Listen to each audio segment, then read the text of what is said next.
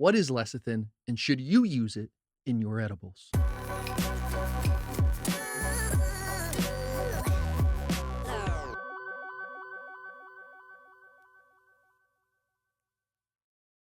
Lecithin is a phospholipid that has excellent emulsification properties. Basically, what it does is help molecules bind together. So, for the example of our edibles, it's going to help the cannabinoids to bind better to the fatty molecules in our infusion, whether we're making butter, oil, etc. So, what are the three benefits to using lecithin in your edibles? Number one, you're going to have more of a stable product throughout.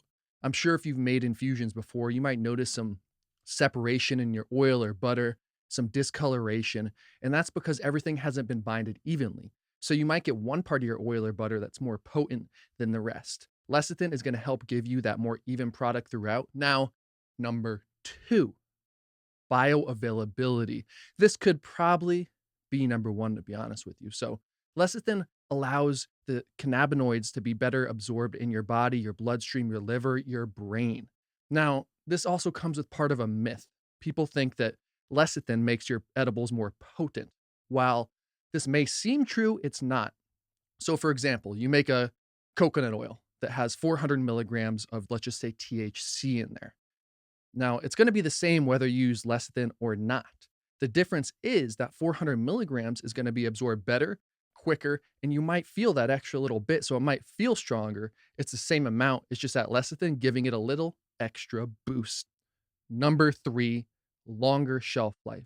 Lecithin is going to give your infusion a longer shelf life. That's why when you go to the grocery store, you see candies, you see sauces, a lot of them contain this soy lecithin, and it just gives it that longer shelf life. That's why people love it. People go crazy when you hear longer shelf life.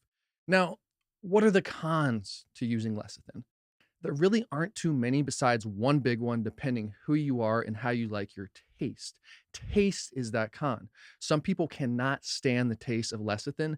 For me, it's all right. I can taste it, it comes through, but me myself, I love to cook. I love like the intricacies of certain dishes and mixing flavors. So depending what I was making, I might leave it out. But in general, it's just going to help. Like all those reasons I said are great reasons to use it. Now, another reason that it might be bad is depending on the lecithin you're buying. This lecithin, this soy lecithin powder, is a soy powder, all organic. But there's a huge debate with GMOs and some percentage I saw that like 90 some percent of crops are sprayed with soybeans are sprayed with all this crazy chemicals and stuff. So a lot of people like to steer away from this. I have not actually used this soy yet, but I have used this sunflower liquid lecithin.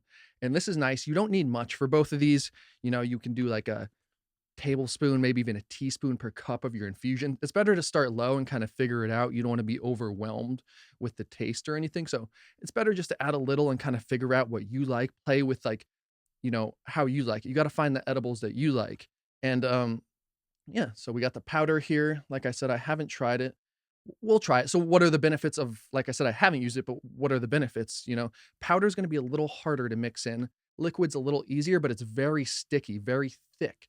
Now, that brings me to my next point. When you're adding it into your infusion, you want to do it when your infusion's still hot. So for instance, if I was making a infused butter in a crock pot or wherever I was making it on a stovetop, you're going to strain it through the cheesecloth or however you're straining it, and you're going to be left with your warm to hot liquid. This is when you want to add your lecithin so it mixes in better. If you try to add it when it's cold, good luck. It's just not really going to do the trick. It's when it's warm that's going to allow everything to come together to give you those properties that we're looking for when we're adding lecithin into our edibles. So yeah, that's kind of a little rant. Who inspired me to do this video actually is tCheck. I like this tCheck 2 potency device. I use it all the time for my infusions to let me know the total cannabinoids, mostly the THC, and knowing the strain before. So it's a really good tool, and they sent out an article about lecithin, and I haven't been using it a whole lot. So I'm going to start to play with it more, use it a little more, and I just want to give a shout out to tCheck. I'll put a link below if you want to check it out, along with a little discount code. Well, and I will say something before I end this video. I'm also going to be doing a potent infused honey. I've been doing research on this, so I get the thick honey that you can't even see through, raw, unfiltered, unrefined honey, and that's going to have bee pollen in it. So I did some research on this. Like I said, bee pollen has naturally occurring lecithin within it. So I even ordered extra bee pollen to get that little extra flavor in there that's not too lecithin-y. I'll probably still add a little sunflower lecithin in there, but it's just interesting to see the things that naturally contain lecithin. A really common one that people use in a lot of foods is egg yolks. There's all different types. It's naturally occurring in like red meats, liver, sunflower seeds, sunflower oil. It's also in like baked or sautéed like broccoli, Brussels sprouts, and it has a lot of really good health benefits, at least the naturally occurring lecithin. So yeah, that's that video that you wanted to see. If you wanted to know if you should use it in your edibles, I would say steer on the side of using it. Use a little, work your way up, find what works best for you. But if you're someone who can't stand the taste of it, you don't have to. There's other ways to get better bioavailability within your edibles. Like when I did the butter, if you clarify the butter, that allows the fat to better bind, pardon me, to the cannabinoids within there. So there's that. Thank you for hanging out on this video, and I'll catch you on the next one where we're just making some honey probably.